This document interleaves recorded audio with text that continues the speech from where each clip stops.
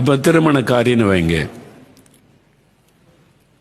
நீங்கள் உங்கள் மனசில் ஒரு ஆசை, இந்த மாதிரி படிச்சிருக்கணும், இவ்வளோ அழகான பெண்ணாக இருக்கணும், இந்த கலரில் இருக்கணும், அப்படி தான் எனக்கு பெண் வேணும் ஆசைப்படுறீங்க. ஆண்டவர்கிட்ட கேட்குறீங்க, நீ தகப்பன் தானே என் விருப்பத்தை நிறைவேற்றும். அப்போ ஆண்டவர் பாப்பார், என்ன சொல்லுவார்? என் பிள்ளை விரும்பி கேட்குற, சரின்னு சொல்லி என்ன சொல்லுவார் ஆண்டவர்? சரி, நீ விரும்புகிற மாதிரியே தர்றேன்ப்பா, வச்சுக்க. நாளைக்கு வந்து உங்களை மிரட்டும் போது, மரியாதைலாம் பேசும்போது, சண்டை போடும்போது, என்ன இப்படி ஒரு நீ தானே கேட்ட, நீ தானப்பா கேட்ட இது மாதிரி வேணு, என் சித்தத்தின்படி ஆண்டவர் உங்க சித்தத்தின்படி எனக்கு ஒரு பெண்ணு தாங்கன்னு கேட்டேன்னா நான் கரெக்டா கைட் பண்ணியிருப்பேன். நீ ஆசைப்படுகிறபடி கேட்டால நான் அதை அனுமதிச்சேன். அதனால உண்டாகிற விளைவு நீ தான் அனுபவிக்கணும்.